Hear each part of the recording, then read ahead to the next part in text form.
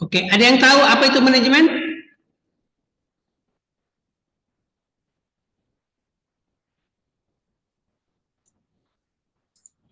Baik. Jadi pakai pengertian sendiri tidak apa-apa ya. Jadi kalau menurut beberapa ahli ini, dia mengatakan bahwa manajemen itu seni dalam menyelesaikan pekerjaan melalui orang lain. Seni dalam menyelesaikan pekerjaan melalui orang lain. Kalau kemarin kepemimpinan itu cara mempengaruhi orang dengan menggunakan ilmu dan seni untuk mencapai tujuan kan? Kalau kepemimpinan itu. Nah, kalau manajemen itu seni dalam menyelesaikan pekerjaan melalui orang lain. Jadi ada kerjaan yang ingin diselesaikan. Nah, sementara menurut Stoner, manajemen itu suatu proses perencanaan, pengorganisasian, penyusunan personalia, memimpin dan mengawasi terhadap sumber dengan organisasi dan sumber lainnya agar tercapai tujuan yang telah ditetapkan. Jadi kalau Stoner ini beranggapan bahwa manajemen itu ada tahapan-tahapannya yang dimulai dari perencanaan, kemudian pengorganisasian, penyusunan komponen atau personalia, kemudian bagaimana ada kepemimpinan di dalamnya dan ada supervisi atau pengawasan. Itu konsep teori manajemen menurut Stoner.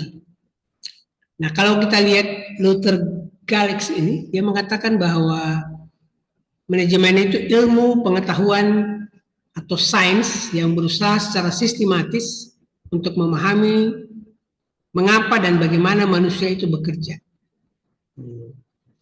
Bagaimana manusia itu bekerja untuk mencapai tujuan. Nah, sementara kalau manajemen menurut Gede Munjaya itu, dia mengatakan manajemen itu ilmu atau seni. Jadi ada ilmu, ada seni tentang bagaimana menggunakan sumber daya secara efisien, efektif, rasional untuk mencapai tujuan organisasi yang telah ditetapkan. Nah, ada kata-kata efisien dan efektif di situ. Efisien dan efektif.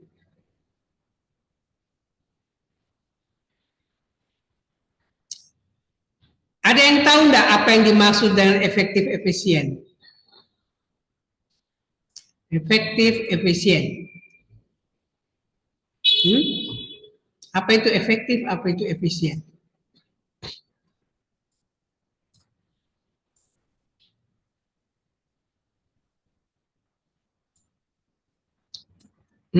Ada? Apa itu efektif, apa itu efisien?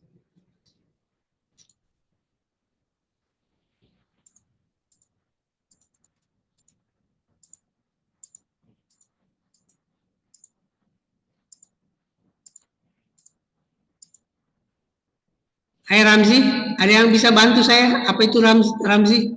Efisien, efektif? Efisien seperti apa itu? Kalau efektif seperti apa?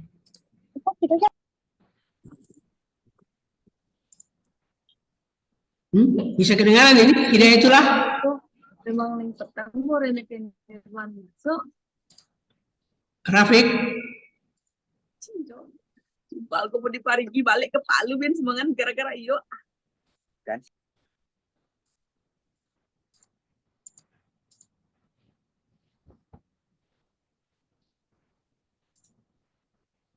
Ada?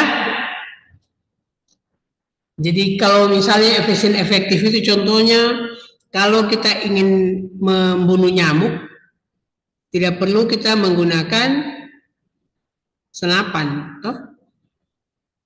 Kita cukup kasih kipas angin misalnya, atau cukup dengan semprot baygon misalnya, atau cukup memakai kelambu misalnya, toh?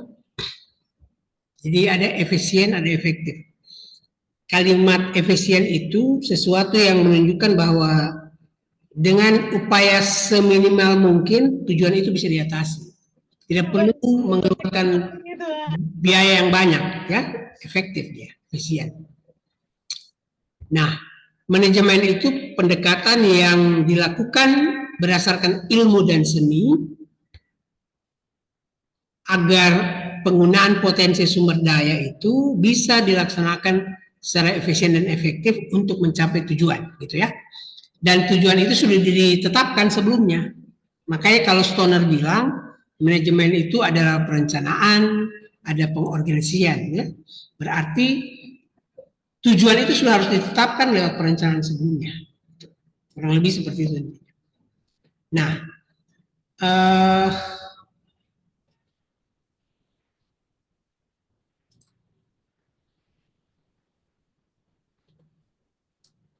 jadi dengan beberapa pengertian di atas itu, paling tidak kita bisa simpulkan bahwa yang dimaksud dengan pengertian manajemen itu dititik beratkan pada usaha untuk menggunakan dan memanfaatkan sumber yang tersedia atau yang berpotensi dalam pencapaian tujuan. Jadi sumber-sumber apa yang bisa kita gunakan untuk mencapai tujuan. Toh? Adapun sumber-sumber tersebut ya bisa saja ada orang bilang 5M, ada man, material, method, machine, misalnya toh. Ada man, orangnya ada money, uangnya, kemudian ada materialnya toh. Kemudian ada mesin, perangkatnya yang digunakan bersama-sama untuk mencapai sebuah tujuan. Orang, uang, materi, dan peralatan itu sumber atau prasarananya untuk mencapai sebuah tujuan. Nah, untuk mencapai tujuan tersebut, maka orang-orang di dalam organisasi harus memiliki kewenangan yang jelas, harus punya tupoksi, tugas pokok dan fungsi masing-masing, dan punya tanggung jawab masing-masing untuk menyelesaikan tugas atau pekerjaan yang telah ditentukan sebelumnya. Jadi kalau 10 orang untuk mengerjakan sebuah proyek, maka seorang pemimpin itu harus bisa mengidentifikasi kira-kira si A ini tugasnya apa, si B ini tugasnya apa.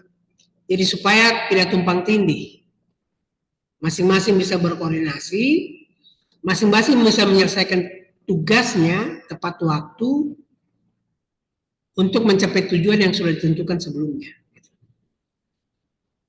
Nah, fungsi-fungsi manajemen itu, jadi kalau tadi itu pengertian manajemen, sekarang fungsi manajemen. Jadi fungsi manajemen itu sebenarnya banyak. Ada yang menggolongkan menjadi 5 kategori, 6 kategori, 7 kategori. Toh? Nah, biasanya yang kita sering gunakan di pelayanan kesehatan itu atau mahasiswa boleh gunakan itu adalah 4. Ada perencanaan atau planning, ada pengorganisasian atau organizing, ada pengarahan atau penggerakan atau implementasi juga, sama itu maknanya, directing, leading, dan actuating, implementation, dan yang keempat itu adalah pengawasan. Pengawasan atau pengendalian, ya. Jadi kalau apa-apa saja item yang termuat dalam perencanaan, nanti kita lihat di sini. Apa yang harus kita rencanakan itu, ya. Nah, ini ada beberapa perbedaan pandangan dalam fungsi manajemen menurut para pakar. Ada Luther Gallick, ada George Terry, ada James Stoner, ada Donnelly, ada McHugh, macam-macam. Nah, tapi secara umum mereka bersepakat bahwa fungsi manajemen yang pertama itu adalah planning. Jadi ke-7 orang ini semua sepakat bahwa fungsi manajemen itu dimulai dari planning atau perencanaan, ya. Kemudian yang kedua itu organizing, pengorganisasian. Siapa mengerjakan apa, tupoksinya apa saja. Kemudian baru ada staffing, ada directing, ada coordinating, ada reporting, ada controlling, ya. Nah, Kalau kita lihat, ini kegiatan dan fungsi manajemen itu antara lain seperti ini intinya ini. Planning itu berfungsi untuk menentukan tujuan dengan bagaimana cara pencapaian tujuan yang terbaik. Jadi kalau Anda sudah merencanakan bahwa Anda akan wisuda 2 tahun akan datang, maka proses pencapaian tujuan wisuda itu Anda sudah harus kerjakan dari sekarang. Misalnya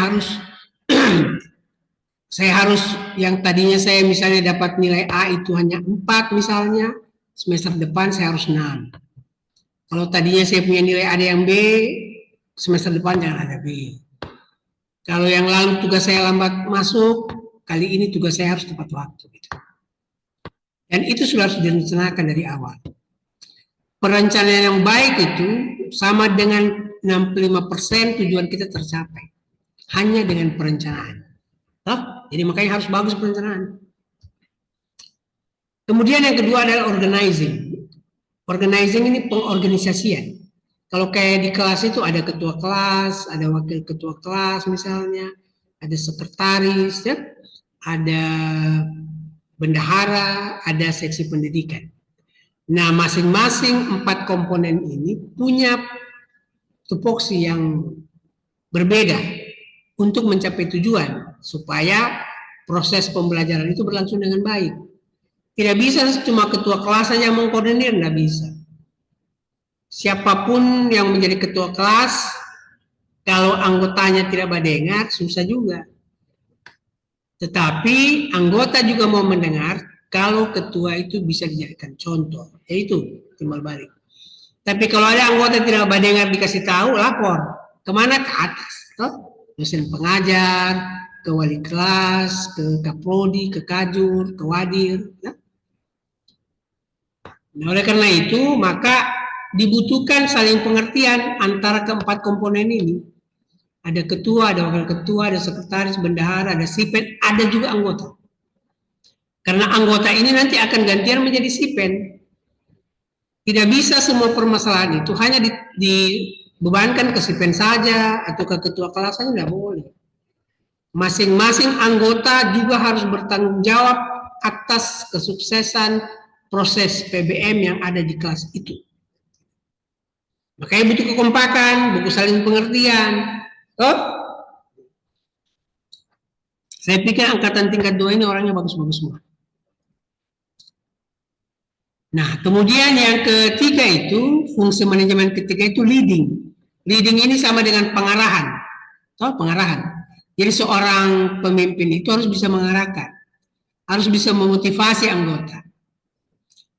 Leading itu proses memotivasi anggota yang ada dalam struktur organisasinya agar perencanaan itu bisa dilaksanakan. Nah, jadi kalau kita lihat panah-panah ini, kalau garis lurus terus ini tidak putus-putus, itu menunjukkan arah dan tahapan dari setiap fungsi manajemen. Kalau garis putus-putus itu menunjukkan keterkaitan timbal balik ya antar fungsi manajemen. Nah, sehingga setelah leading itu kita perlu controlling. Kita perlu mengontrol apakah anggota kita ini sudah bekerja sesuai tupoksi atau tidak. Misal, si pen ini sudah menghubungi dosen sehari sebelumnya atau tidak. Atau nanti hari H baru dihubungi. Atau disuruh hubungi, tapi dosennya tidak membalas WA.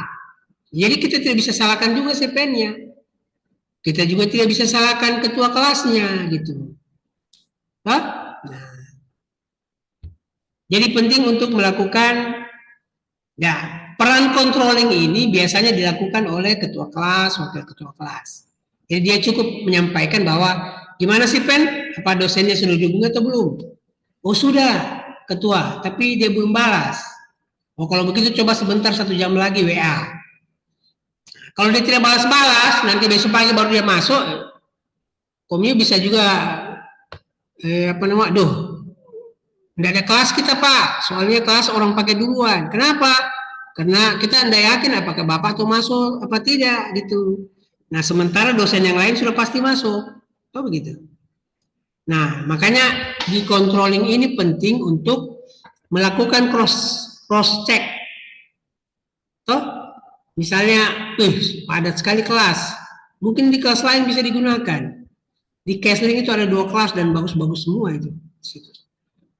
Bisa kita gunakan kelas itu. Atau bisa kontrak waktu dengan dosen. Jangan dulu masuk pagi Pak, nanti mungkin siang atau sore. Karena pagi full. Boleh begitu. Kan? Nah kemudian, kalau kita lihat secara rinci, fungsi perencanaan itu adalah proses yang dimulai dengan merumuskan tujuan organisasi sampai dengan penentuan strategi dan menetapkan alternatif solusi untuk pencapaiannya. Jadi proses yang dimulai dari merumuskan tujuan. Apa tujuan organisasi ini? Tujuan organisasi ini dalam 3 tahun ke depan insya Allah akan mendapatkan anggota sebanyak gini. Oh, minggu depan saya usahakan kelas saya itu masuk tepat waktu terus. Tidak ada tabrakan jam. Kalau tabrakan jam saya bisa antisipasi dengan menghubungi dosen yang bersangkutan misalnya. Macam-macam. Itu fungsi perencanaan semua itu. Nah, apa saja kegiatan dalam fungsi perencanaan? Kita lihat ini. Yang pertama itu menetapkan tujuan dan target. Jadi harus tahu tujuan Anda itu apa. Tujuan Anda kuliah di Poltekkes itu apa. Saya akan selesai dalam kurun waktu 4 tahun dan memperoleh gelar sarjana terapan keperawatan. Oke. Toh? Target berapa lama? 4 tahun, jangan sampai 5 tahun. Sepintar apapun Anda, kalau program sarjana terapan tidak bisa Anda tempuh dalam waktu 3 tahun. Namanya saya dia program, toh? Jadi 4 tahun. Makanya penting untuk menjaga kekompakan.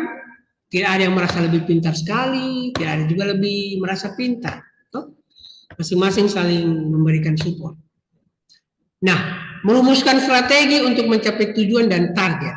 Jadi setelah ditetapkan tujuan dan target, kemudian rumuskan strateginya. Kalau saya ingin selesai kuliah 2 tahun akan datang, dari sekarang saya harus rubah saya punya pola dan gaya hidup. Saya harus bangun jam 5 subuh, saya harus baca paling tidak 2 jam belajar materi yang saya pelajari.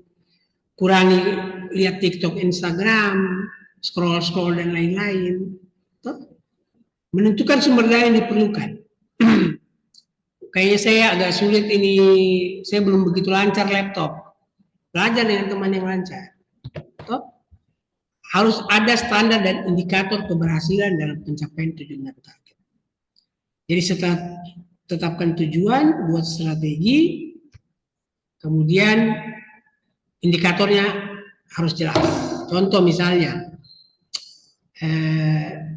kita ingin agar Poltekkes ini terkenal misalnya. Apa strategi kita? Strategi kita membuat promosi secara masif. Pakai apa sumber dayanya? Apa dipakai? Bisa pakai TikTok, pakai Facebook. Apa indikatornya? Misalnya jumlah follower YouTube sekian. Dalam seminggu itu akan bertambah sekian orang. Harus ada target, ada indikator ya. Nah, kalau pengorganisasian, fungsi kedua ini, itu rangkaian kegiatan manajemen untuk menghimpun semua sumber daya, potensi yang dimiliki oleh organisasi dan dimanfaatkan secara efektif dan efisien untuk mencapai tujuan. Nah, sistem lingkungan organisasi yang kondusif dan dapat memastikan bahwa semua pihak dalam organisasi itu dapat bekerja secara optimal. Nah, ini yang biasa orang bilang, pilih pengurus organisasi yang paham kerja, bukan cuma sekedar pintar ngomong. Kemudian setelah kita kumpulkan, kita harus bisa paham kira-kira ini orang ini tipe pemikir, pelobi, atau perancang misalnya, atau apa. The right man and right job ada di sini. Jadi kegiatan pengorganisasian itu rekrutmen, seleksi, adakan pelatihan. Misalnya kalau kamu masuk HMK atau BM, kan ditanya dulu toh, mau masuk apa dia ini? HMK kah, BM kah, atau Korps Pencinta Alam kah, atau KPA misalnya, HIV/AIDS, macam-macam. Nah, kegiatan penempatan sumber daya manusia ini pada posisi yang paling tepat. Jadi orang yang tepat dengan posisi yang tepat. Jadi saya contohkan biasanya kalau bendahara harus orang cerewet sedikit, pintar dia mencatat, jago Excel, cerewet. Kalau bendahara itu diam-diam, orang tidak bayar itu iuran, kan kayak begitu. Kemudian fungsi pengarahan. Nah, fungsi pengarahan ini sama dengan implementasi, gitu, sama dengan evaluasi. Gitu. Nah, pengarahan dan implementasi itu sama dengan proses pelaksanaan. Tuh, pelaksanaan sudah. Setelah kita buat perencanaan, buat tujuan, rumuskan target, buat indikator, kemudian buat pengorganisasian, kemudian implementasi.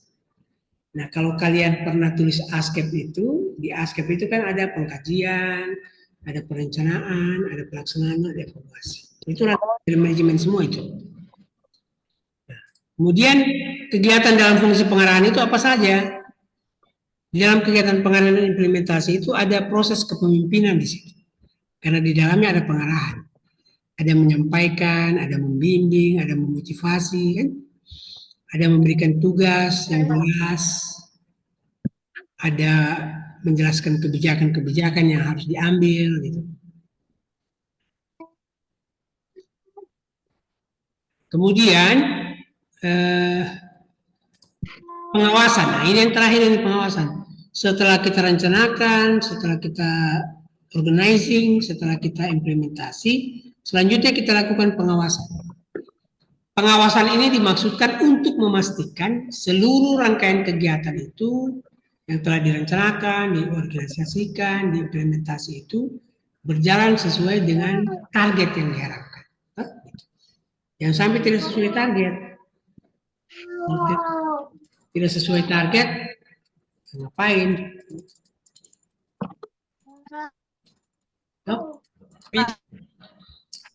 Kemudian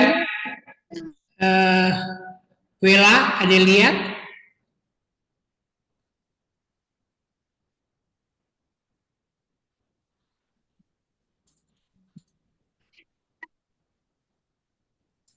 Wela Adelia tinggal di mana ini?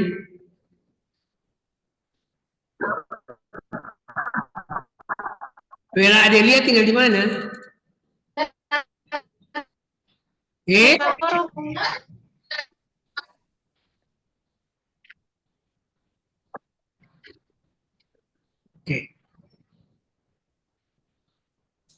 Nah, tadi kita sudah bahas tentang pengertian manajemen, kemudian fungsi manajemen, sekarang ini proses manajemen.